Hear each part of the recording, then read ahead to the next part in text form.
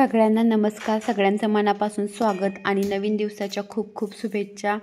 आत्ताच आमच्याकडं बांधकाम करण्यासाठी माणसं आलेली आहेत आणि त्यांच्यासाठी आता मी चहा ठेवलेला आहे आणि इकडं कुकरही लावलेला आहे.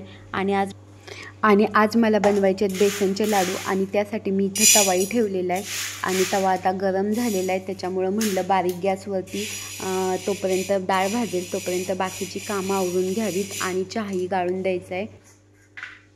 अधूनमधून डाळ हलवली तरी चालते, बाकीची कामं करत करत डाळही भाजून जाईल आणि तोपर्यंत स्वयंपाकही होईल आणि म्हणून मी इकडं डाळ भाजत घालायला टाकली आहे. डाळीचा गॅस मी बारीकच ठेवला आहे कारण बाकीची कामंही तोपर्यंत होत आहेत आणि अधूनमधूनही डाळीवरही हात फिरवता येतो आहे. त्याच्यामुळं मग म्हटलं आता चहा गाळून द्यावा आणि भाजीची तयारी करावी.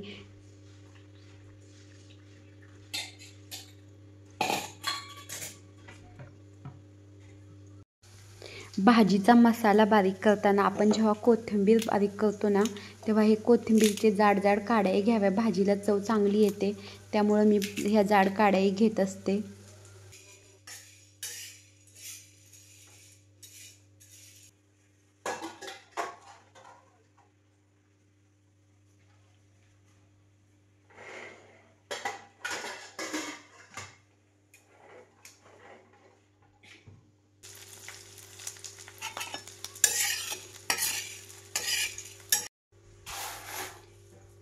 हे बघा, हरभऱ्याची डाळ मी भाजून घेतलेली आहे, चांगली एकसारखी भाजून घेतली आहे आणि हरभऱ्याची डाळ भाजून घेतल्यामुळे मग पीठ जास्त भाजावं लागत नाही. त्यामुळे बेसनचे लाडू करताना ना आधी हरभऱ्याची डाळ भाजून घ्यायची, अशी गव्हाळ भाजून घ्यायची. आणि आता आमच्या घरी पिठाची चक्की आहे त्याच्यामुळं मग घरीच दळून घेणार आहे. आमच्याकडे ही छोटी पिठाची गिरणी आहे आणि ज्वारीचं पीठ आहे ना आम्ही ह्या 2 नंबरच्या जाळीने दळतो. तर त्याच जाळीने मी आता ही बेसनचं पीठ दळायला लागली आहे, बेसनच्या लाडूसाठीचं पीठ.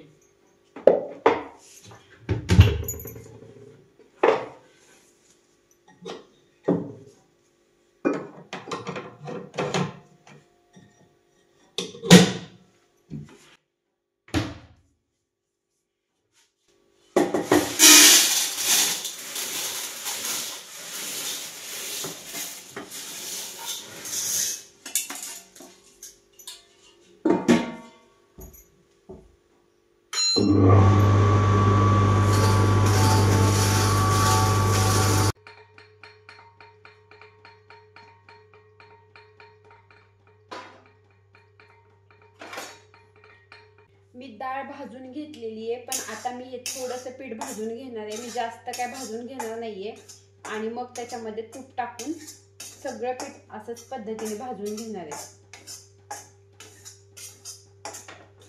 आधी मी थोडंसं कोरडंच पीठ भाजून घेणार आहे कारण तूप टाकलं ना की पाठी बनतायत. त्याच्यामुळे मग मी हे आता थोडंसं कोरडं पीठ भाजून घ्यायला लागले.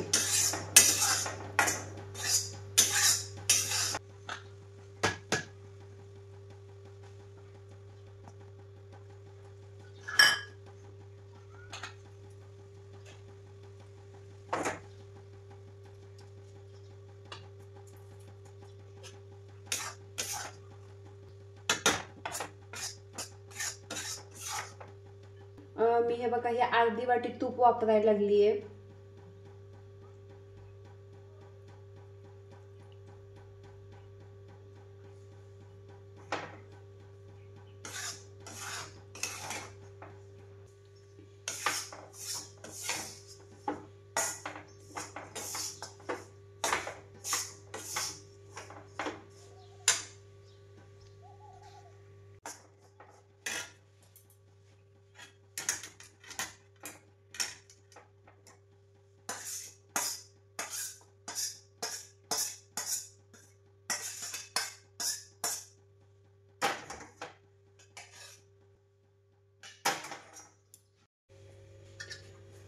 माझं आता हे बेसनचं सगळं पीठ भाजून झालेलं आहे आणि आता मी ह्यातले ना जे गाठी आहेत ना ते फोडायला लागली आहे.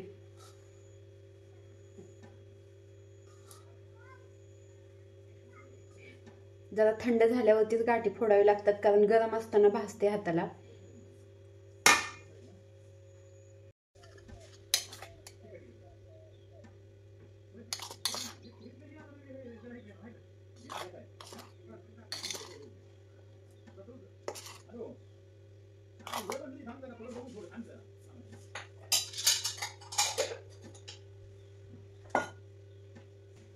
बेसनचे लाडू हे गोडच चांगले लागतात, त्याच्यामुळं मग मी पिठी साखरेना बेसनच्या पिठाच्या निम्म्या प्रमाणात मिक्स करते.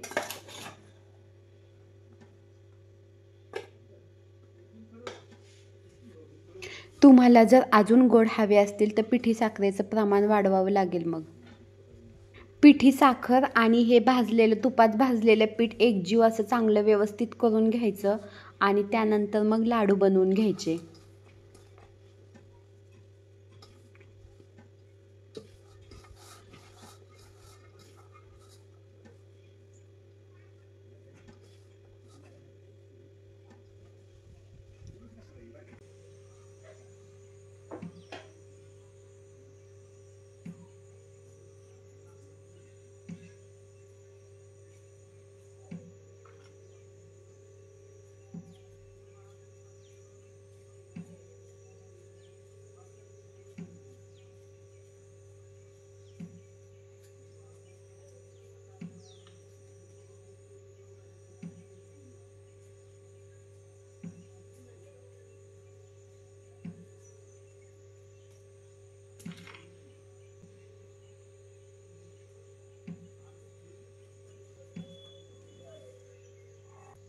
हे बघा, छान असं मस्त लाडू तयार झालाय. आता बाकीचे लाडू बनवून घेते.